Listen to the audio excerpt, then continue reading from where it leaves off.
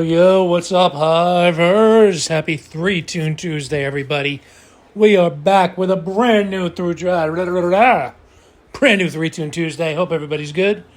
This week, I'm gonna bring you the bands. So, I was in high school in the very end of the '90s and the first couple years of the 2000s, and a big rock and roll scene that really blew up was, 99, we had, kind of rap rock, new metal, Limp Bizkit, Korn, was huge. You had pop punk, Blink-182, and a lot of bands in their vein kind of blow up. You still had, just some random bands that would have hits and stuff. But in terms of like scenes, well, a lot of these bands are from the same place or they're just the same style.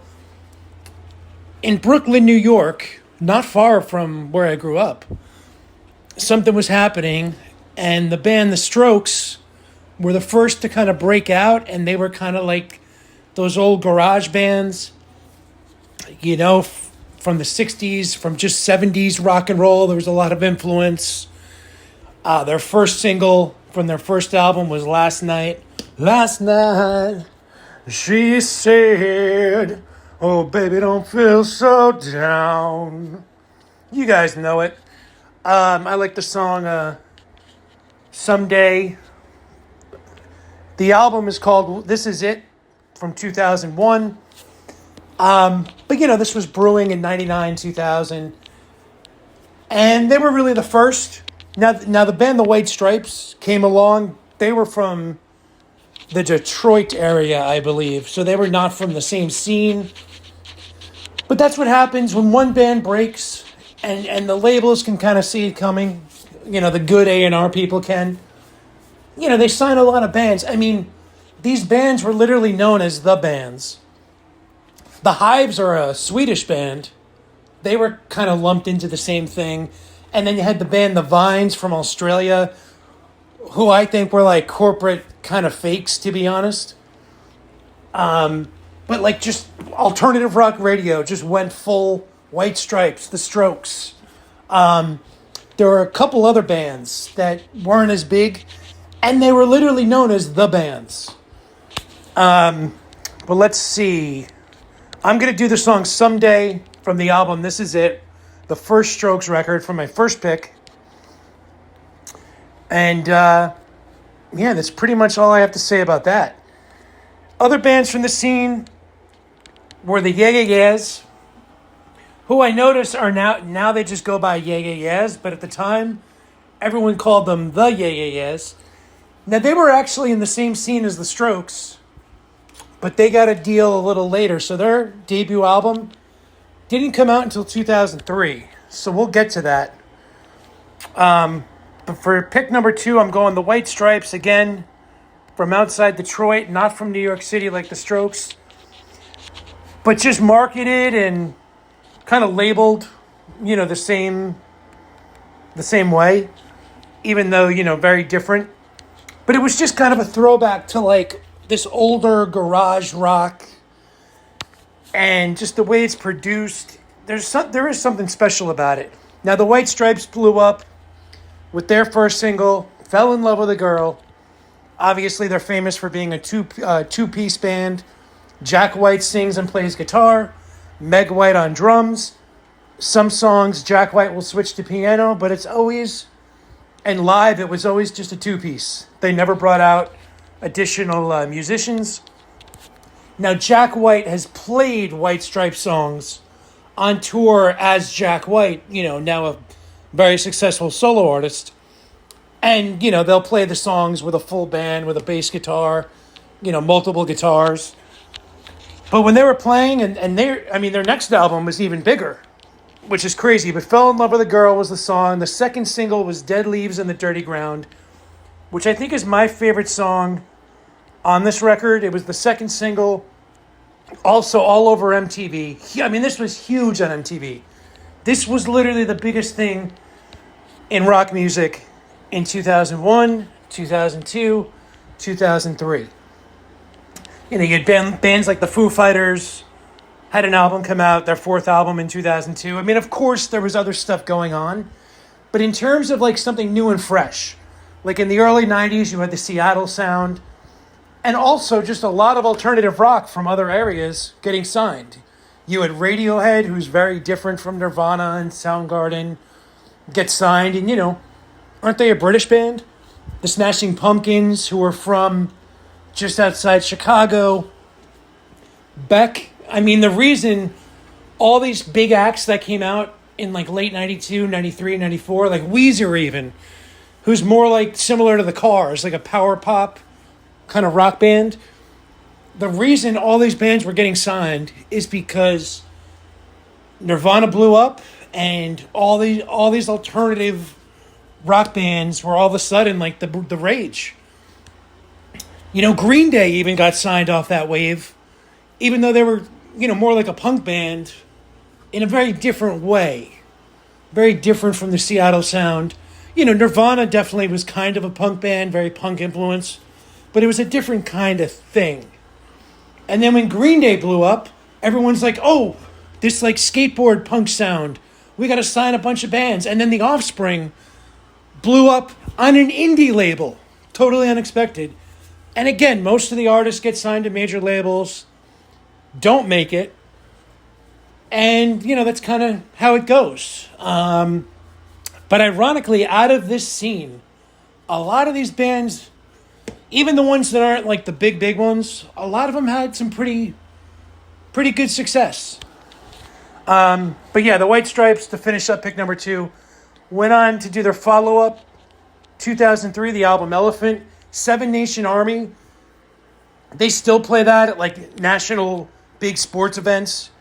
It's one of the most famous songs ever. I love this record. I remember buying it. Some of my favorite songs are Little Acorns. Black Math is probably my favorite song on the record. Hardest Button to Button, that was the other big single. But Seven Nation Army was huge. They followed up after that, Get Behind Me Satan from 2005. Blue Orchard was the single. And by then it was kind of fizzling out commercially. But still, they had a huge monster following. I actually saw the White Stripes at Roseland Ballroom. General admission standing. It was about 3,000 people the venue held. Very fortunate to get tickets because they could have sold out Madison Square Garden on that tour. I don't know why they were playing smaller venues, but I was very lucky to get tickets. Like the first 10 minutes, it sold out. So I actually saw them in their prime, which was pretty cool. And yeah, moving on, we got to go with the Hives. Very interesting. Now, the Hives album came out before the White Stripes and the Strokes. It didn't do anything commercially for like the first 14 months. And then as soon as bands like the Strokes and the White Stripes were just blowing up huge, from different areas of the United States, kind of a similar sound, but not really. It really just became like, oh, sign anybody that's the whatever. Like a lot, like the band, the Orwells got signed back then, but they ended up getting dropped and actually like having a single out in 2015. The band The Kills kind of missed it. They were a little too late. Their first album came out in 2003 on an indie label. They would have fit right in. If they were just like 3 years older and like 3 years behind on schedule, they would have been huge. But anyway, The Hives, Swedish band. Ironically, their album that pick number 3 is from was on Epitaph Records, the same label that The Offspring had huge monster success on with their 1994 album Smash. Obviously, I'm picking the song Hate to Say I Told You So. Now, the Hives were basically commercially one-hit wonders in the United States. They wore suits. I remember I saw the Foo Fighters on Halloween night in 2002. I was a senior in high school.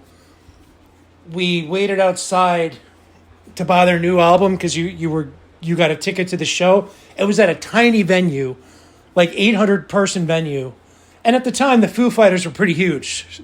And they were still cool. It was before they kind of turned into, now they're like the biggest arena rock band. And I feel like they're kind of like the new band that a lot of people love to hate in a weird way, which, I mean, if you told somebody that in the 90s, they would think you're crazy.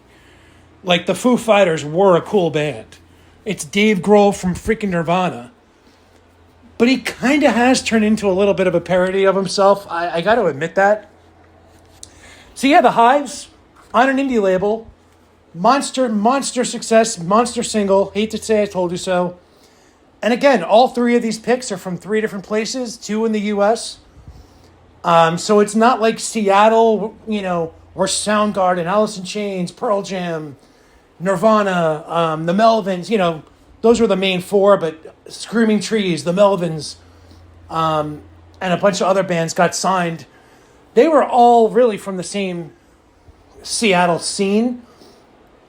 You had the Yeah Yeah Yeahs get signed and put out an album in 2003. Now, they were playing shows with the Strokes in 2000 in this underground Brooklyn, New York scene. Frankly, if they were signed a little sooner, they were pretty famous here. They've had, a couple big hits. But they're even bigger in Europe and Japan and Australia. They're just monstrously huge. And they were called the Yeah Yeah Yeahs.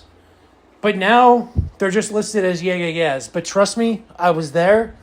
They were called the Yeah Yeah Yeahs, and they were definitely a part of the bands. I think I'll have to include a video below. There's a Sum 41 video from 2003, and in the music video, at the beginning, they go into like the record executive's office, who's like, yeah, bands like Blink-182 and Green Day 75 aren't cool anymore. You know what's cool? We're changing your name to The Sums from Sum 41. It's actually pretty funny. And there were just a lot of bands, it obviously wasn't literally just based on having the in front of your name, but it was generally this this classic kind of garage band thing. And yeah, there really was this cheap gimmick. If you had the in front of your name, like, you'd probably get a record deal if you were like at least mediocre. So it's just kind of funny. But yeah, the Hives, on an independent label, definitely had some MTV success, some minor singles on their follow-ups, but for the most part, commercially, I'm not saying they have some great songs on a bunch of their albums, but commercially, one-hit wonder, where the Strokes, had a few hits. The White Stripes, definitely, they were still, their 2007 album was all, the first single from that, I think it was Icky Thump, was all over MTV. So they probably actually lasted the longest. The Strokes kind of burned out, and the success kind of shrunk a little bit. The second album definitely was getting a lot of radio play and MTV play, but it seemed like the band kind of imploded. I think there was probably some substance abuse going on and stuff like that. And that's my The Band 3 picks. For bonus jam, I'm going with the Yeah Yeah Yeahs, who were definitely called the Yeah Yeah Yeahs, but since have switched it to Yeah Yeah Yeahs.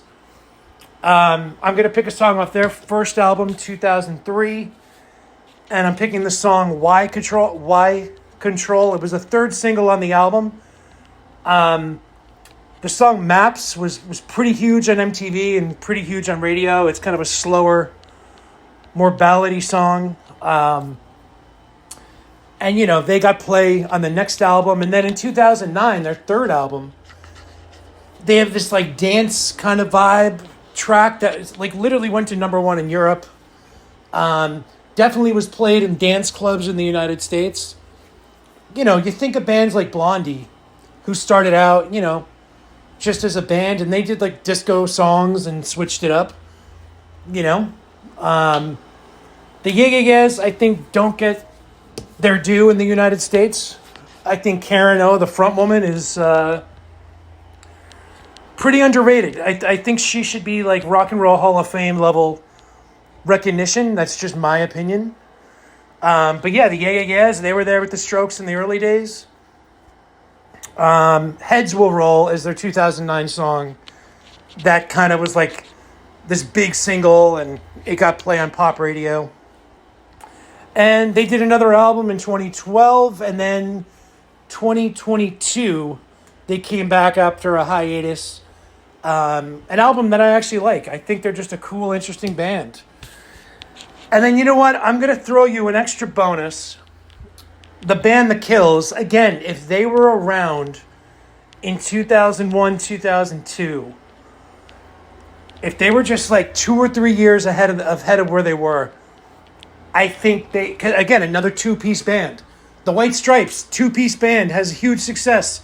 All of a sudden, you were seeing all these bands get signed that just had a drummer and a guitar player, or, you know, a band with just a bass player and a keyboardist, like weird stuff. Now, the difference is The Kills generally will have some studio musicians sit in with them, or they'll have like some backing stuff for their live show. So there's more sound live. But they are technically a two-piece. And I went back for this bonus jam to their 2005 second album. Their third and fourth album are probably much more better known, 2008 and 2011. But I think the 2005 album, it's just a little more raw, a little more garage rock, and kind of fits in with the other picks. So I'm going to go from the album No Wow, 2005 The Kills, Love is a Deserter. And again, if this album came out in 2002, I think they would have been all over MTV, all over alternative rock radio. The name fits, the sound fits, yeah, it just fits. It just fits, and that's really about it. So 3 main picks, 2 bonus jams from 2 kick-ass front women. And I'll throw that Sum 41 like satire music video down at the bottom somewhere. Because it just shows you like how big a thing. Like, you know, they're mocking it, but that's kind of what happened. You had all these poppy punk, you know, bands like Newfound Glory. Good Charlotte, you know, was a very bubblegum, at least the way they were marketed. I actually met those guys before they were famous. They're the nicest guys I ever met. Nicest band I ever met. They let me sing a whole song on stage with them. They're the reason I can say I got on stage at CBGB's.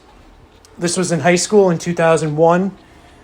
A year before their second album, Young and Hopeless, blew up with songs like Lifestyles of the Rich and the Famous, or Another Loser Anthem. You had the song Hold On, huge, monster, huge single. You had the song Boys and Girls, huge pop radio single. Girls don't like boys, girls like cars and money. Boys will laugh at jokes when they're not funny. You know, so you had kind of like these two scenes, and that had gotten, you know, Good Charlotte was marketed like the next in sync. It just became so big and very teeny bopper-ish that you had like, you know, this new thing kind of come in that was kind of the new cool thing, you know? Same thing that happened to, you know, the 80s hair metal, and then you had Seattle and the alternative stuff come in. You know, the mid-90s was just a combination of like alternative. You had skate punk, you had like grungy stuff, you had like bands like Garbage who, you know, their first album was so massive, like, you know, some people were saying it was like the next Blondie, but almost kind of like a new wave kind of alternative vibe. You can tell Garbage is like super influenced from like post-punk and like new wave stuff. And you had a band like No Doubt, who was a ska band, their 1992 debut, full-on ska band. And then Tragic Kingdom, the album that they're huge for, there's literally songs that sound like they're basically new wave. You know, like they're more influenced by like Missing Persons, you know, or Blondie than any kind of ska. So the 90s were a wild time, and it's interesting that the 2000s out of the gate, you kind of had this thing that was marketed to like teeny boppers, that came from punk. Might have been watered down. And I'm not throwing shade at Blink 182 or Sum 41 or Newfound Glory. I'm just saying it was marketed as pop music, and a lot of these bands were a little corny. Not all of them, but some of them were a little corny. And then you had bands like The Strokes, The White Stripes. LCD Sound System came out of the same scene as The Strokes and the Yeah Yeah Yeahs in Brooklyn, New York. What's the other band? Oh my gosh, what is the band? The singer has like a deep, weird alternative voice. Sleep tight. No, no, no. They kind of sound like, oh my gosh, She Wants Revenge. That band from the mid 2000s. They kind of sound like that. Oh, it starts with an I. What is it? All right, you can go, but I'm just going to try to see if I can remember this. I'm going to see if they come up when I look up the Strokes and the Yeah Yeah Yeahs, because they're from the same scene. Interpol, they did come up under the Strokes. Interpol was in the same scene. They had a bunch of hits on alternative rock radio. They were on MTV. So their album came out in 2002. Not a band with, they're not called The Interpol. But they did come from the same scene, so I figured I'd mention it. And maybe I'll do them next week. A little extra music talk this week. Hope you enjoyed it, and I'll talk to y'all later. Peace.